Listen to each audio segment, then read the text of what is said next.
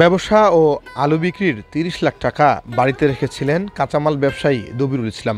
পরের দিন বাড়িতে রাখা সেই টাকা ব্যাংকে জমা দেওয়ার কথা ছিল তার, কিন্তু রাতেই ৩০ লাখ টাকা ও ৬ ভরি স্বর্ণ চুরি করে নিয়ে গেছে চোর। সোমবার রাতে ঠাকুরগাঁয়ের বালিয়াডাঙ্গি উপজেলার দৌসু পেট্রোল পাম্প সংলগ্ন এলাকায় এই ঘটনা। সব হারিয়ে নিঃস্ব এখন কাঁচামাল ব্যবসায়ী দবিরুল ইসলাম।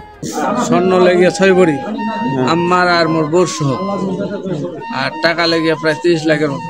আচ্ছা, এত টাকা বাইত কেন রাখলেন? এত টাকা বাইত বলতে গেলে আলু বেতলো পরশু দিন 4,99,000 কয়েক টাকা, এটা হলো আলু বেচার টাকা। আর আমার তো কাঁচামালের ব্যবসা মানে তোমরা এটা জানে না, প্রতিদিন 10-20 লাখ টাকার মাল হচ্ছে। কাল ব্যাংক যাওয়া হল, ব্যাংক যাওয়া খারাপ লাগাতে ব্যাংক যাওয়া হল, ওইটা বাড়ি থেকে গেল।